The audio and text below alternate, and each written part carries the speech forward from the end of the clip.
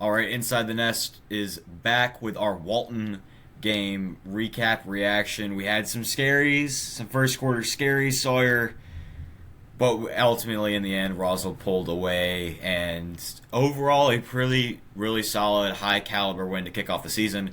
We've got some things to talk about with this team, how they kind of got off to a slow start. How good is this defense really? Because it looks to stack up to a great, great defense for the season, as well as how is this offense going to progress? Because really, I'm really interested in this because last year it honestly seems more like apologies. We just had a crazy lightning strike outside my window. Um, I got that too. yeah, we got that too over there.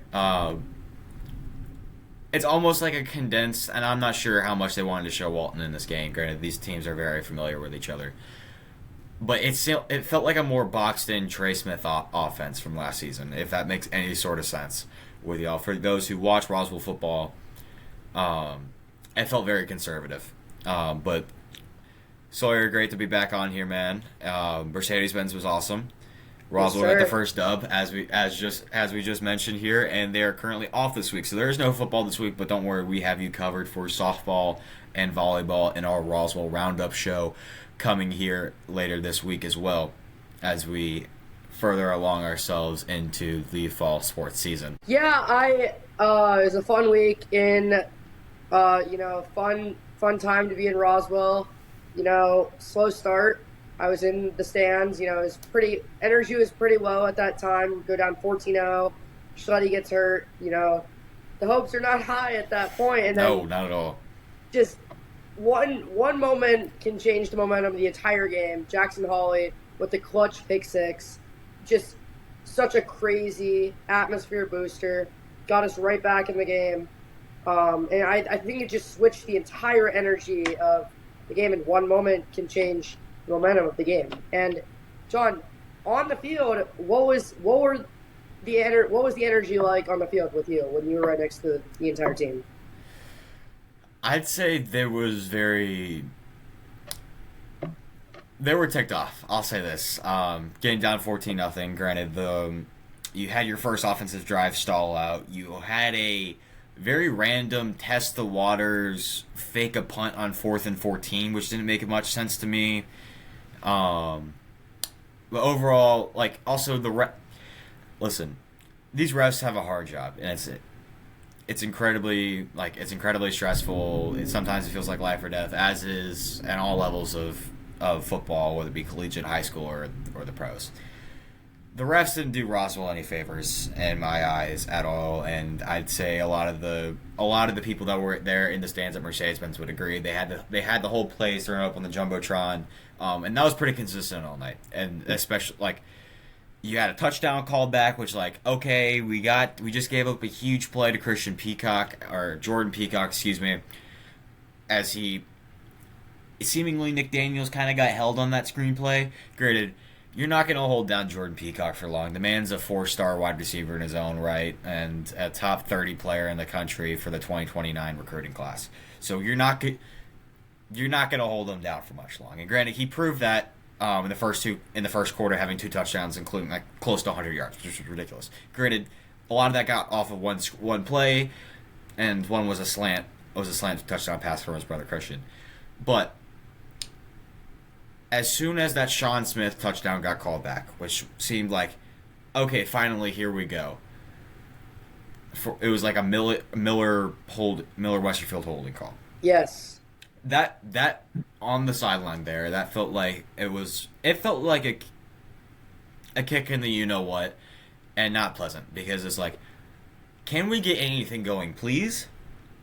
And it's just constantly, okay, we got to keep chipping away. We got to keep chipping away. You got chipping away. The offense wasn't running well. I'd say it wasn't pretty, but a win is a win. We're not going to apologize for a win.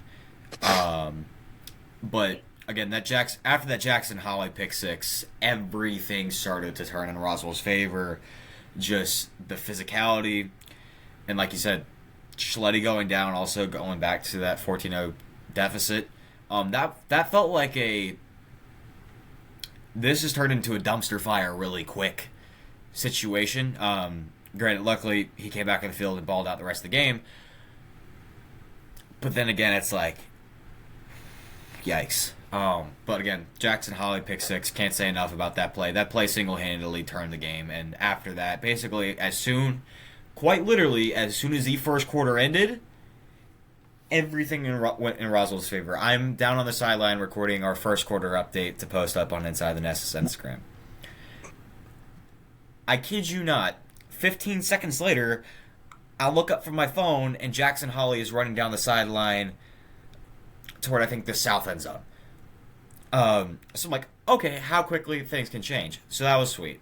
But Sawyer, let's talk about this offense here, man.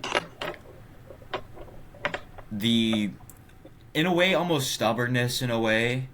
Not stubbornness. I mean, they're trying to wear him down.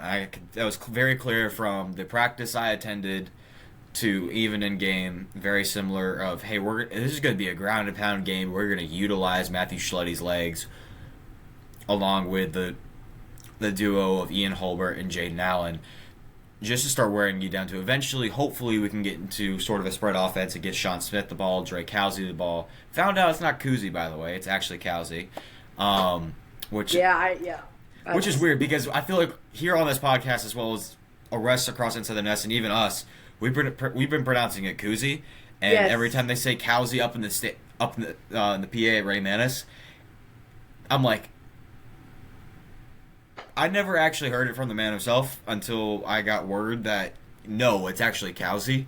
So by the way, Drake Kuzi, although in my opinion Kuzi sounds better, but it is Drake Cowsey. Anyways, you want to give those playmakers the ball between whether it's Chase Jackson, Sean Smith, or Drake Cowsey, to eventually start opening up. And yeah, I'll say this, there were some overthrows by Schletty. And not that can't be worked on. That I'm assuming, like, you have a whole week here before Newton comes in here to the Nest. But overall, what did you see from? What was your just overall take of how they ran their offensive game plan against Walton? I'm very impressed that all these guys, they're running no huddle almost every single play when it's not an incompletion, and I just think it's so impressive that all these guys have the agility to continue pushing along, and Jaden Allen with a nice touchdown. Mm-hmm. Even though Sean Smith's got called back, it was such a great play in the end zone. The crowd was going crazy. There's water in the air. That was just such a great play. It sucked it got called back. Still a great play to look at. I'm just still so impressed by the agility of the offense moving no huddle, and I just think that's gonna be a major shift when you're going down the field, and it's not the easiest thing for the defense when the offense is continuing to chug along down the field, and I think that's just such a huge factor for Roswell. That draws similarities to how they ran last year under Thompson, where it is going to be very fast paced. It's going to be very tempo filled offense filled with a lot of option, quarterback keeper, read options, RPO, slants and etc., and just wide receiver screens. That's their ideal position, just get you back on your toes, and then that's gonna open up like, oh hey, we're running, and then all of a sudden there goes Sean Smith deep down the field on a deep post. But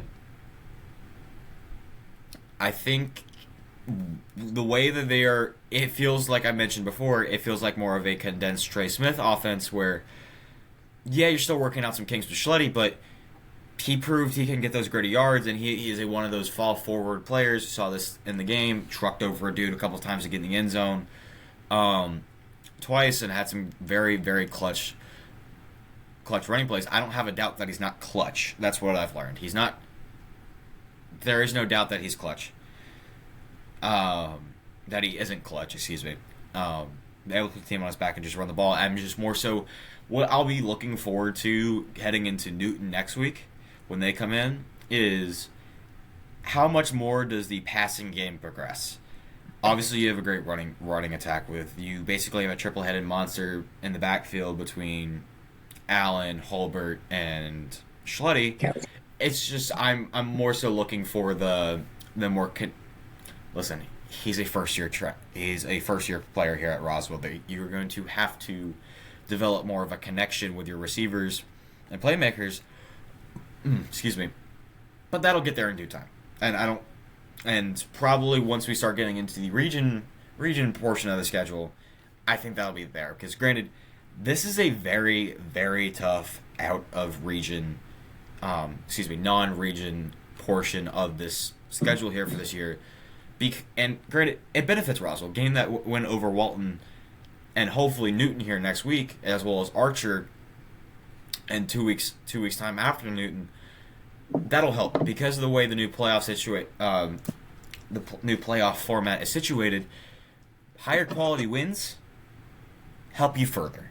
Winning your region helps you more. The only guaranteed way you can get a playoff spot is winning your region and on top of that, having strong caliber wins against non-region opponents like a Walton, like a Newton, like a Archer. It just goes to show, granted, how this progresses down the season. Granted, Gainesville and Milton played really tough out of region opponents in their own right. It helps, and I'm just, as we move forward, the main thing that I want to see personally is how well the passing game develops. Speaking of passing, I know that we've already seen 2 games with Drake Housey, close catches to the sideline, and it was like a carbon copy this week. Same side of the field, just so close, and one of these catches have got to be in, and it's just so unlucky for Dre. But it's very talented how he's making these catches. That is another thing. The athletic ability of these receivers, whether it be Chase Jackson, by the way, who's the starting point guard for varsity basketball, already has agility and speed and hops to get up places. Drake Housey, not Cousy, has had their own, has had his fair share of moments where he gets up there and makes crazy, knowing where his body is catches. And then Sean Smith is just your big body receiver that's just going to go post up anybody and just streak down the field, and it's going to be a nightmare to go track him down. That's one thing that's swinging in the benefit of Matthew Schletty here as he progresses and develops more of a connection in this offense. More so as a whole, I'll say this. If high school football had instant replay, and granted, we're at Mercedes-Benz Stadium, and they got the huge Halo board, and they're able to see these plays. Granted, in high school football, there is no instant replay. Therefore, you can show what happened on the video board and get it right. But that doesn't change the call on the field whatsoever. And granted, we had some a bit egregious no calls and calls in this game. Granted, refs, y'all do one heck of a job refereeing, and it's not easy whatsoever, and you're gonna miss calls. But some of these were a little bit blatant. But again, all love to GHSA refs. Hopefully, more of those calls go Roswell's way here in the future. But yeah, to touch on your point, the fact that Drake Housey has that much body control of knowing where his feet are and where the sideline is a bit absurd. Yes. Back to Jaden Allen. He's a let's go to the sophomore selection right now for the starters. You have Jaden Allen, who's just a complete powerhouse. You have Ian Holbert and Jaden Allen. The two duo. Yeah. I'm talking about the duo. Let's move back to the running backs. Yes. The duo, you have Jaden Allen and Holbert, just complete powerhouse. One needs to come out. You send one great player back in. And then you have Chase Jackson, starting point guard for Roswell basketball. And you have him at wide receiver. And I just think that it's just so, the progression on offense, it just continues to build. You have more options like Drake Housey, Chase Jackson, Sean Smith. You have all of them in the backfield. And then you have Ian Holbert and Jaden Allen. I just think that we have so many players, so many options, and just so much potential on offense. And don't even get me started on the defense. We're about to get to that defense right here. Yes, let's get there right now. Let's talk about this defense, ladies and gents. How do I put this? had the Hornets had the defensive line they currently possess last season, I wouldn't say it's a majority shot, but I'd say it's more than a 30% chance that they knock out TCC and head to the state title. That defensive line, granted, Jackson Holly, it seemed like everybody had some cramps, and granted, hey, it's the first game of the season. That defensive line, backed up by that secondary, and I'm going to say this, Jake Smith is a psychopath in the best way possible.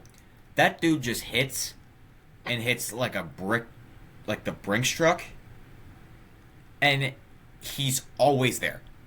Like some dude's running this way, Jake Smith's the first person there, and the weight and the disruption that this defensive line causes, the added length and size and to some degree speed between more so the speed and length of Jackson Holly comprised with the just sheer muscle of Elijah Thompson.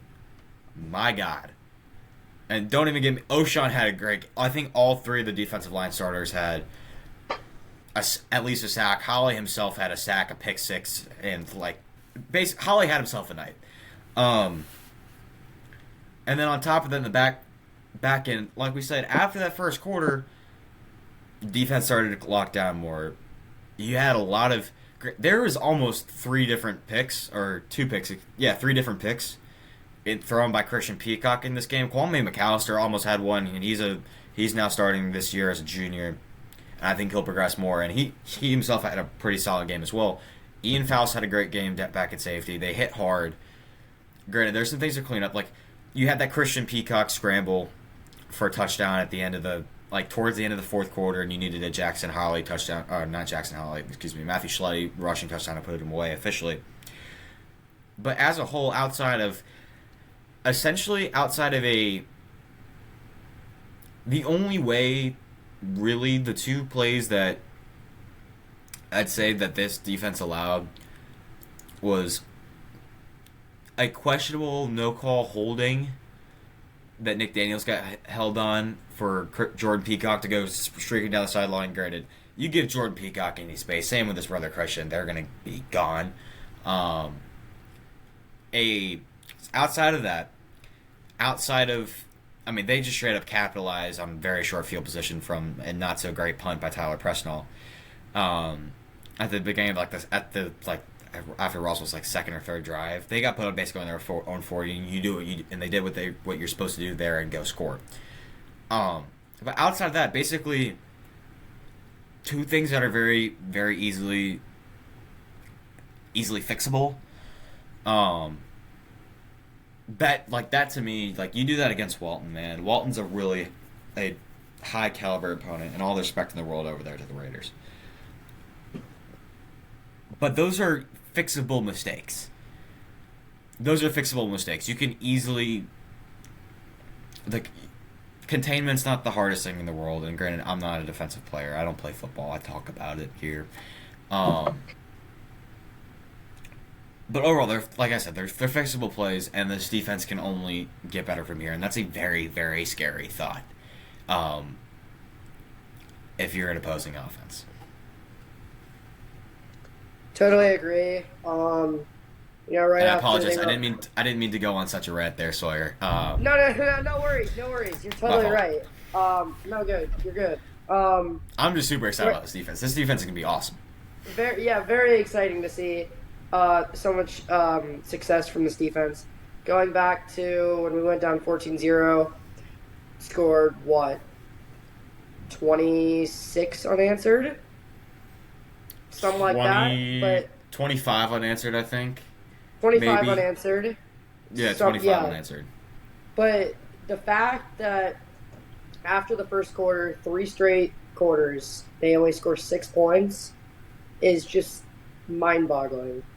I just can't even fathom how... And that other touchdown was just a blown coverage that could easily be fixed. Exactly. And it's just so crazy how one play by Jackson Holly they collapsed.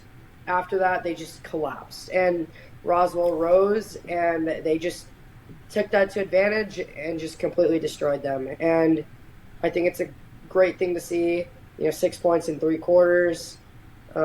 Jake Smith, he's just domination. Animal. Him, personal and Faust, animals. Defensive line. You got Hayes. You got not defensive line, but you got Hayes Kennerly. He had a great game as well. Yeah, O'Shawn. No complaints. I'll say this. We can talk about the players all we want, and I've got 2 more points before as we head to the conclusion of this episode of our Walton recap and reactions. What we learned, if you will, to quote the great Steak Shapiro, about this Roswell team. One, having an all-pro and Pro Bowl caliber defensive end as your defensive ends coach, coaching a 3-star, 4-star, depending on what site you look at, tends to help and tends to raise the floor of the defensive line, as well as other highly experienced coaches you bring over. Coach brought over from North Springs did not have that much success over there, but the head coach in his own right. And on top of that, you have all these other coaches that have this NFL experience, have this head coaching level experience, or coordinator positions at anywhere else. It just becomes a very well experienced staff, and that's going to typically lead you to more success here. Also, one final point. The fact that you sustain points in time in this game, specifically the second half, when Jackson Holly started cramping. And Jackson Holly maybe got back in the game for maybe another series or maybe series and a half once, after the beginning of the third quarter. You were basically almost without Jackson Holly for the entire second half. And then you also had Elijah Thompson go down for a bit. Again, cramps, like we said, first game of the season. You were getting valuable experience for other players on this defensive line, whether it be Aiden Taylor or Julius Thomas. I believe that's his name. I'm so sorry, Julius. I know that's your first name is Julius. It's my fault, bro. You're getting these guys very valuable reps. And looking forward to next season, not to get ahead of ourselves, but with Jackson Holly then leaving, you're going to have Elijah Thompson for another season, as well as O'Shawn Walker. You're looking for that next guy to see, okay, who's the next person we can pair with ET. So overall, that's a huge win in my book. Huge win for this defense, proving that they have a serious backbone. Nick Daniels and Christian English are slowly and surely becoming, hopefully, at least in my eyes, one of the best cornerback duos in the state.